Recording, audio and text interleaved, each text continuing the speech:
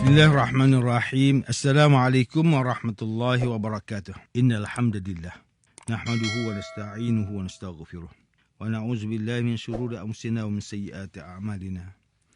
Man yahdihillahu fala mudilla lahu wa man yudlil fala hadiya lahu. Asyhadu an la ilaha illallah wahdahu la syarika lahu wa asyhadu anna Muhammadan 'abduhu wa rasuluh. Allahumma salli wa sallim ala sayyidina Muhammad wa ala alihi wa ashabihi wa tabi'in wa man tabi'ahum bi ihsanin ila yaumiddin. A'udzu billahi minasyaitonir rajim. Ya ayyuhalladzina amanu taqullaha haqqa tuqatih wa la tamutunna illa wa antum muslimun. Amma ba'd. Yang berusaha Tuan Haji Ahmad Nazri Muhammad Yusof selaku penerbit rancangan tafsir Al-Quran dan seterusnya sidang pendengar yang dirahmati Allah, bersama saya Profesor Dr. Muhammad Najib bin Abdul Qadir, Pusat Kajian Al-Quran dan As-Sunnah, Fakulti Pengajian Islam, Universiti Kebangsaan Malaysia. Tuan-tuan, puan-puan, para pendengar yang dimuliakan, pada hari ini kita akan menyambung kembali rancangan tafsir Al-Quran bagi siri ke-156. InsyaAllah, pada kali ini kita akan membincangkan mengenai pentafsiran ayat ke-118 surah At-Taubah. A'udzu billahi minasyaitonir rajim. وعلى الثلاثة الذين خلفوا حتى إذا ضاقت عليهم الأرض بما رحبت وضاقت عليهم أنفسهم وظنوا أن لا ملجأ من الله إلا إليه وظنوا أن لا ملجأ من الله إلا إليه ثم تاب عليهم ليتوبوا إن الله هو التواب الرحيم. Dan Allah menerima pula taubat 3 orang yang ditangguhkan penerimaan taubat mereka, hingga apabila bumi yang luas ini terasa sempit kepada mereka, kerana mereka dipulaukan, dan hati mereka pula menjadi sempit, kerana menanggung duka cita, serta mereka yakin bahawa tidak ada tempat untuk mereka lari dari kemurkaan Allah, melainkan kembali bertaubat kepadanya. Kemudian Allah memberi taufik serta menerima taubat mereka supaya mereka kekal bertaubat. Sesungguhnya Allah, dialah penerima taubat lagi maha mengasihani. Sidang pendengar yang dirahmati Allah, Profesor Dr. Muhammad Quraisy Shihab melalui kitabnya Tafsir Al-Misbah menyatakan bahawa perkataan zannu pada ayat wa zannu alla malja'a minallahi illa ilaih pada asalnya bermaksud menduga. Perkataan ini difahami oleh ulama sebagai mengetahui atau yakin, sekaligus menjadikan ayat ini bermaksud mereka yakin bahawa tidak ada tempat untuk mereka lari dari kemurkaan Allah, melainkan kembali bertaubat kepadanya. Kemungkinan pemilihan perkataan zannu yang bermaksud menduga menunjukkan bahawa seseorang tidak akan sampai kepada tahap keyakinan yang sepenuhnya. Di samping itu, perkataan summa taba alaihim liyatubu yang bermaksud kemudian Allah memberi taufik serta menerima taubat mereka supaya mereka kekal bertaubat, mempunyai perselisihan makna dalam kalangan ulama. Ada yang memahaminya dengan kemudian Allah memudahkan mereka untuk bertaubat, dan ada juga yang memahaminya dengan kemudian Allah menerima taubat mereka agar mereka kembali kepada keadaan sebelum mereka melakukan kesalahan. Menurut Profesor Dr. Muhammad Quraisy Shihab, penggunaan huruf waw pada permulaan ayat ke-118 surah At-Taubah ini mempunyai hubung kait dengan ayat yang lalu, iaitu berkaitan penerimaan taubat. Kemungkinan penggabungan informasi tentang penerimaan taubat 3 orang sahabat Nabi sallallahu alaihi wasallam, iaitu Ka'ab bin Malik, Hilal bin Umayyah dan Mararah bin Rabi', dengan penerimaan taubat mereka yang disebut dalam ayat lalu, iaitu Rasulullah sallallahu alaihi wasallam, para muhajirin dan ansar, adalah untuk menghapus bekas-bekas luka ketiga-tiga orang sahabat itu serta menjadikan mereka kembali bersatu dengan seluruh masyarakat Islam di bawah pimpinan Nabi sallallahu alaihi wasallam. Di mana sebelum ini mereka diasingkan dan diboikot oleh masyarakat Islam atas perintah baginda sallallahu alaihi wasallam. Sidang pendengar yang dimuliakan, Profesor Dr. Tengku Muhammad Hasbi As-Siddiqi menerusi kitabnya Tafsir An-Nur mentafsirkan ayat ke-118 surah At-Taubah ini dengan menyatakan bahawa Allah telah menerima taubat 3 orang sahabat yang tidak turut bersama Nabi sallallahu alaihi wasallam ke perang Tabuk. Di mana sebelum ini penerimaan taubat mereka ditangguhkan. Mereka ialah Ka'ab bin Malik, Hilal bin Umayyah dan Mararah bin Rabi'. Setelah penerimaan taubat mereka ditangguhkan, mereka merasakan bahawa bumi ini seolah-olah sempit selama 50 hari bermula sejak kepulangan Nabi sallallahu alaihi wasallam ke Madinah. Hal ini kerana Nabi sallallahu alaihi wasallam dan para mukmin memboikot mereka selama 50 hari. Kemudian barulah taubat mereka diterima.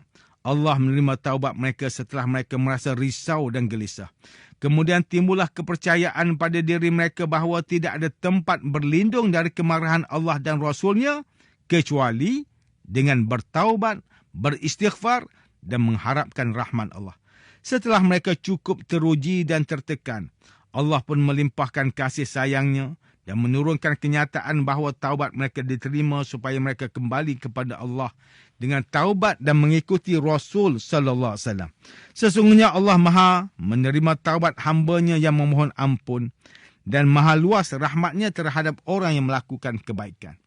Manakala Ustaz Salahuddin Abdullah dan Ustaz Umar Khalid melalui kitab mereka Tafsir Mubin mentafsirkan ayat ke-118 surah At-Taubah ini dengan menjelaskan bahawa Rasulullah sallallahu alaihi wasallam telah diberikan kemaafan kerana keputusan baginda memberi izin kepada beberapa orang munafik untuk tidak ikut berperang ke perang Tabuk dan juga menerima taubat sebahagian orang Muhajirin dan Ansar yang telah melahirkan sikap gopoh dan tidak sabar dalam menghadapi peperangan Tabuk apabila terdapat antara mereka yang terlambat bergerak, manakala yang lain pula tertinggal daripada menyertai peperangan itu.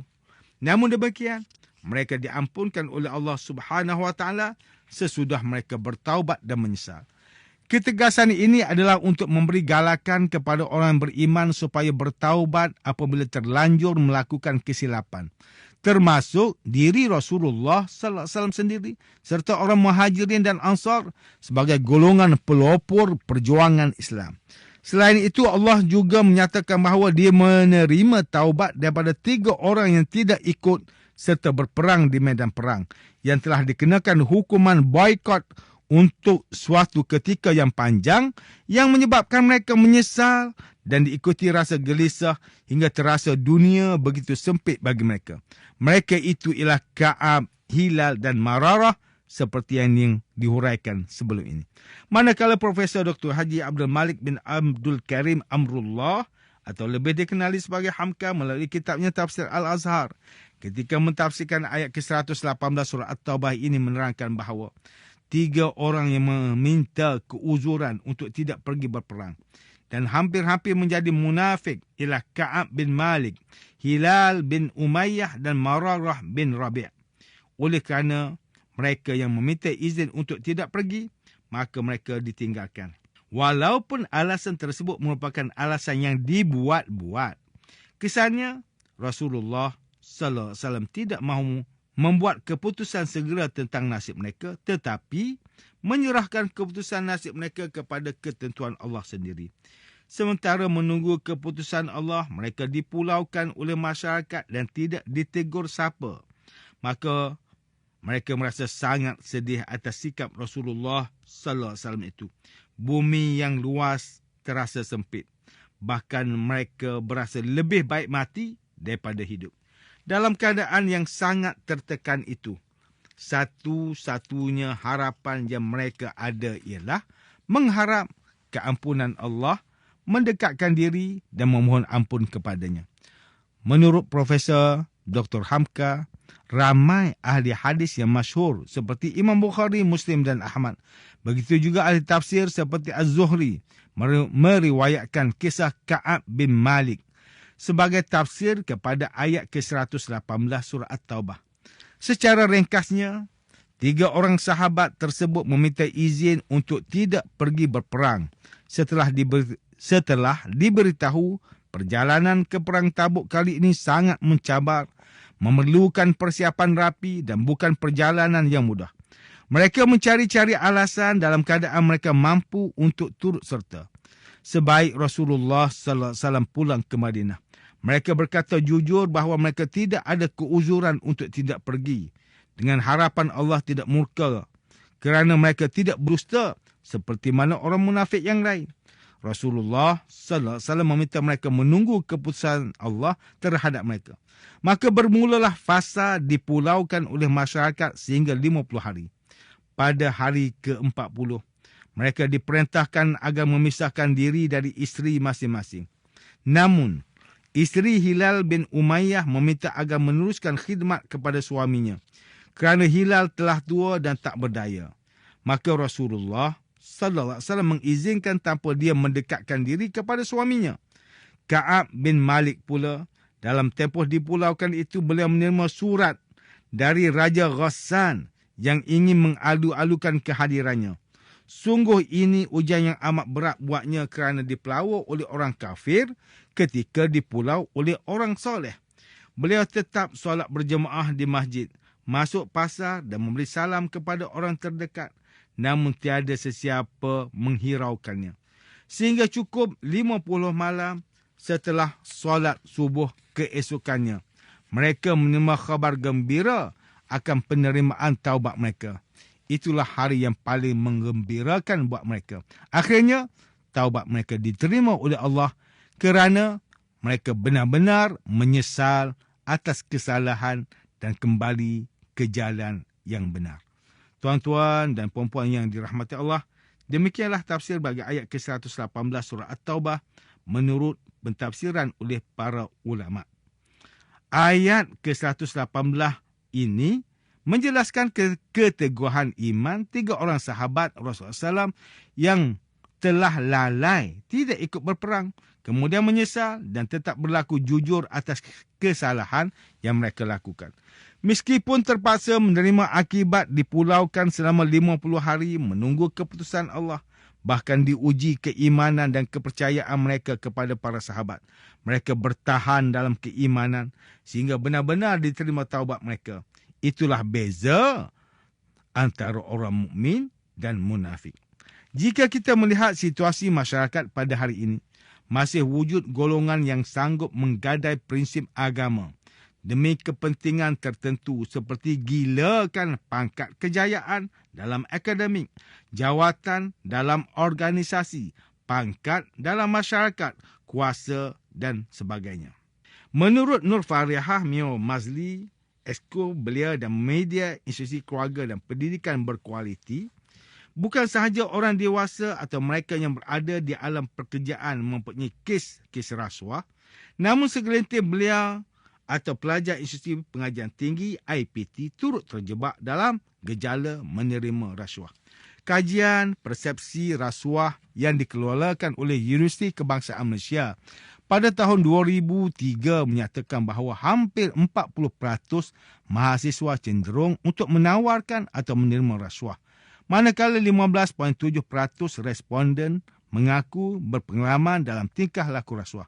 Hal ini menunjukkan kurangnya penghayatan nilai-nilai agama dalam masyarakat dan diskusi berkala mengenai integriti, amanah serta jujur perlu digiatkan. Ingatlah firman Allah Subhanahu wa taala dalam surah Ali Imran ayat ke-102, Ya ayyuhalladzina amanu taqullaha haqqa tuqatih wa la tamutunna illa wa antum muslimun. Wahai orang beriman, bertakwalah kamu kepada Allah dengan sebenar-benar takwa dan jangan sekali-kali kamu mati melainkan dalam keadaan Islam. Sidang pendengar yang dimuliakan, antara pengajaran yang boleh kita ambil daripada tafsir ke-118 surah At-Taubah ini ialah Pertama, setiap Muslim hendaklah berusaha bersungguh-sungguh dalam menjaga iman dan takwa meskipun pelbagai dugaan dan ujian dunia menawarkan kesenangan dan kemewahan. Kedua, umat Islam hendaklah sentiasa bertaubat kepada Allah dan kekal melakukan amal soleh setelah menyedari kesilapan yang telah dilakukan. Sidang pendengar yang dirahmati Allah, sekian saja rancangan tafsir Al-Quran pada hari ini. Semoga kita semua mendapat manfaat daripada perbincangan ilmu ini. InsyaAllah, mudah-mudahan kita akan bertemu lagi pada siri rancangan tafsir Al-Quran yang akan datang. Wabillahi taufiq wal hidayah. Wassalamualaikum warahmatullahi wabarakatuh.